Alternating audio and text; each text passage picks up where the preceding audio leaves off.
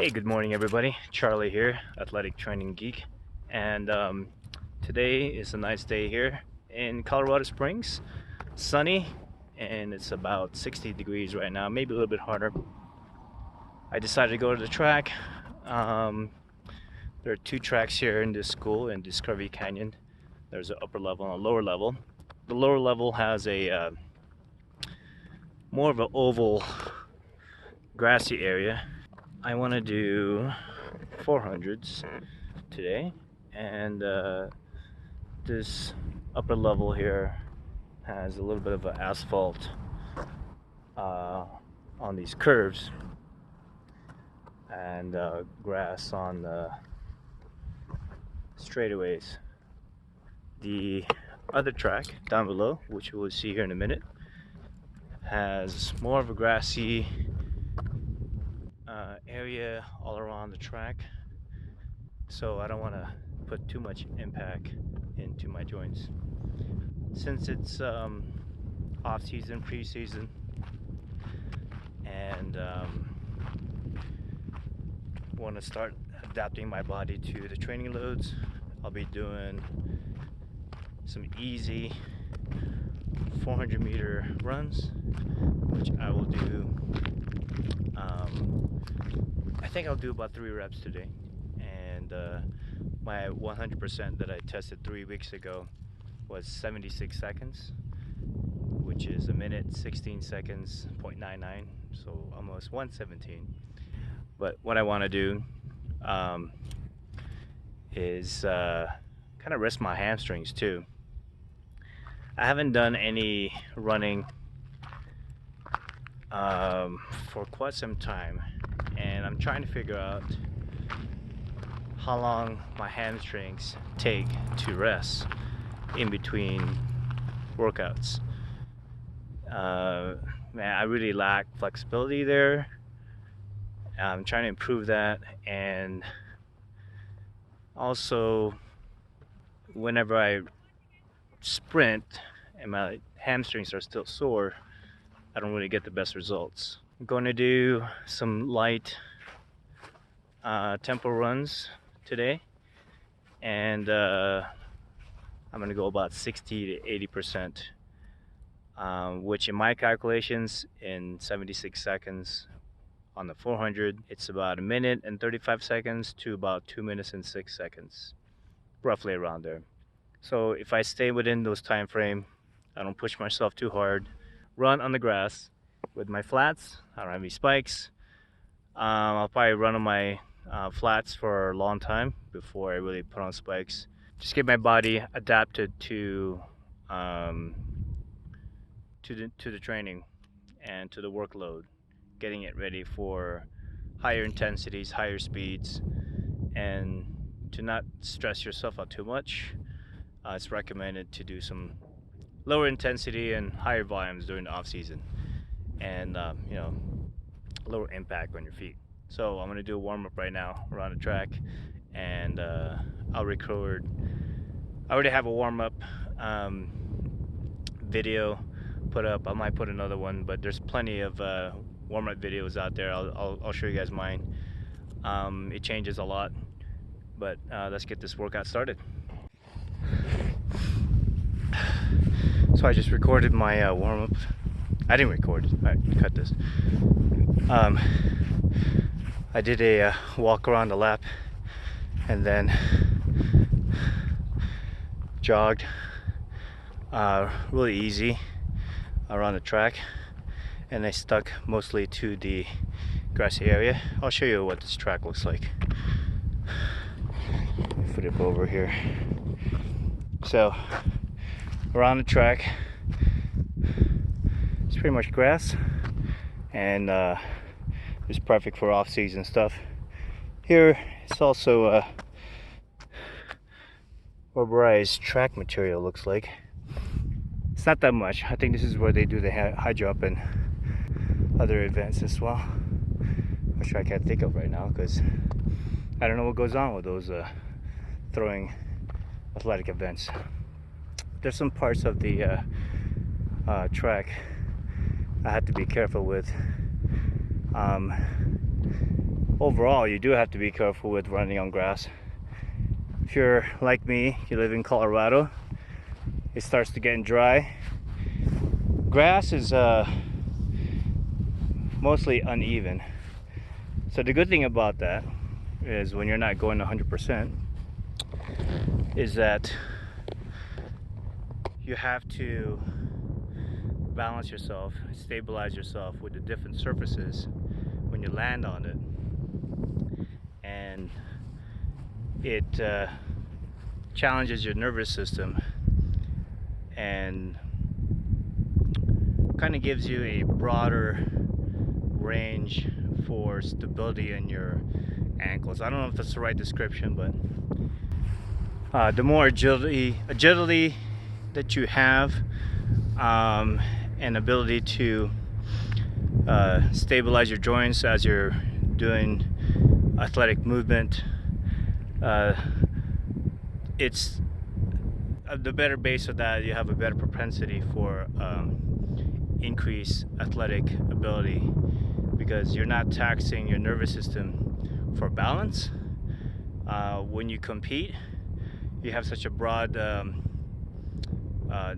nervous system, or adaptive nervous system, that when you do a simple run on a flat surface, it doesn't tax you as much.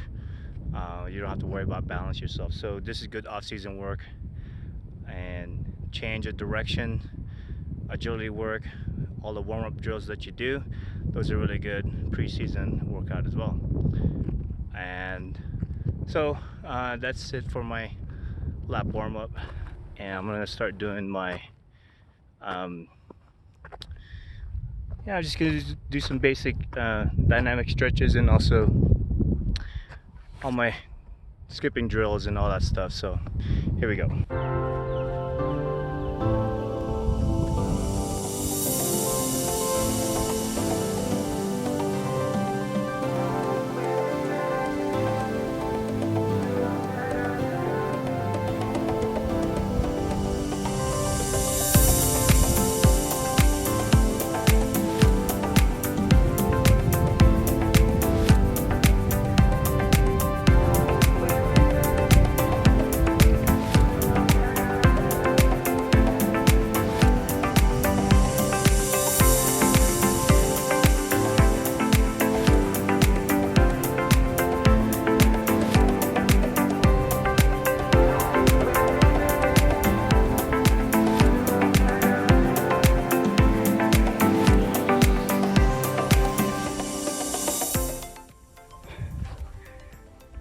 There was a spider over here while I was stretching. I was looking at him, and then he spun a web long enough and he let the wind take you. If you guys haven't seen videos of those, it's pretty crazy. Like, they could travel like thousands of miles, 8,000 thousands of miles. I can't really talk when I'm warming up. Anyway, back to the drills.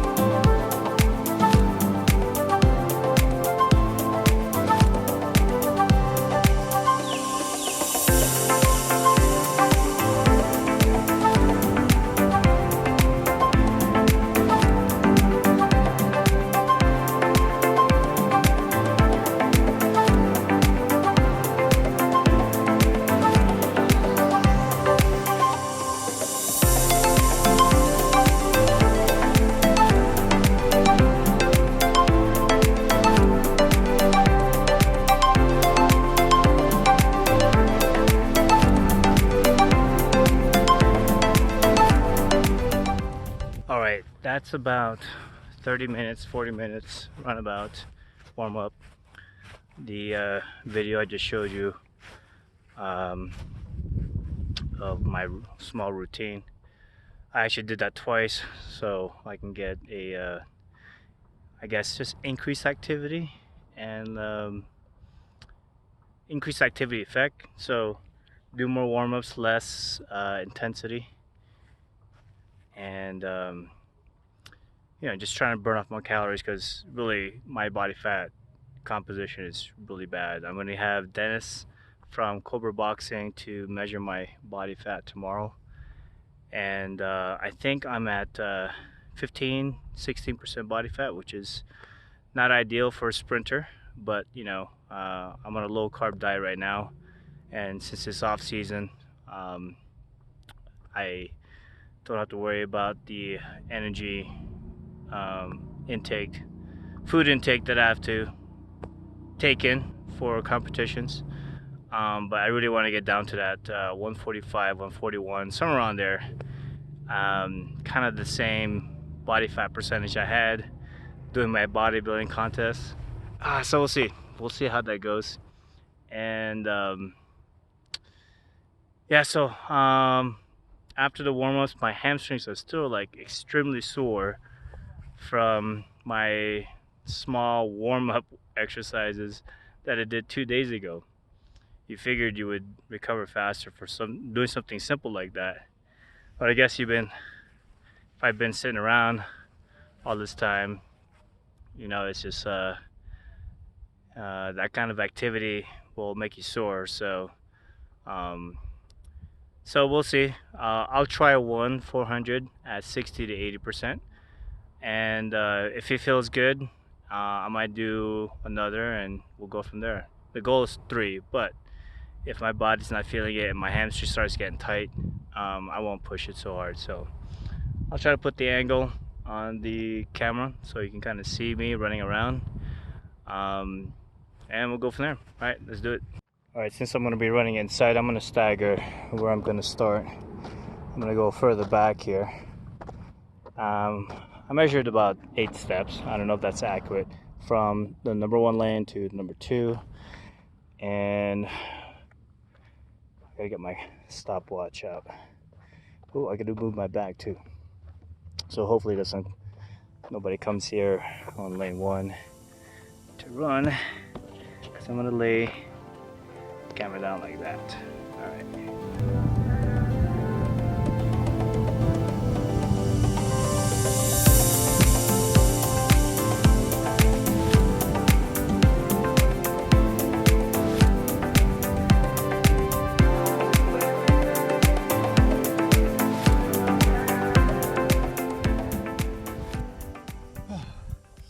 That was hard.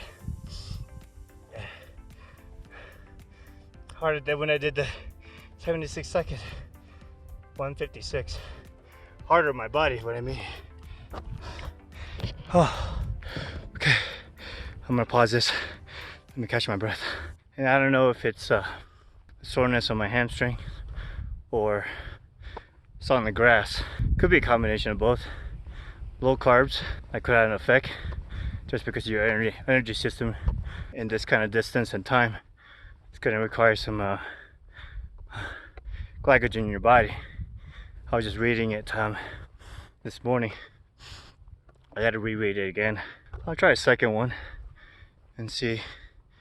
They had to slow down with these huge drains over here, and then when I felt my ankle twisting a little bit because it was uneven ground, I had to slow down a little bit, which is fine. So you can't go all out too much on a uneven surface. I'm gonna walk around 1 full lap on the 8th lane around this track. That should be around 5 minutes time, and then I'll go another one. So I feel good enough just to go another one, so we'll see. Hey, at least I'm in the 77% range. So I mean, if I went over 206, then I would have thought to myself I should have picked it up a little bit more, Plus I'm running on the inside. I don't know if it's really 400 meters that I'm running, because I'm staggering it 8 steps between lane 1 and where I'm starting from the inside in the grass. So I'll rest here and then we'll do another one.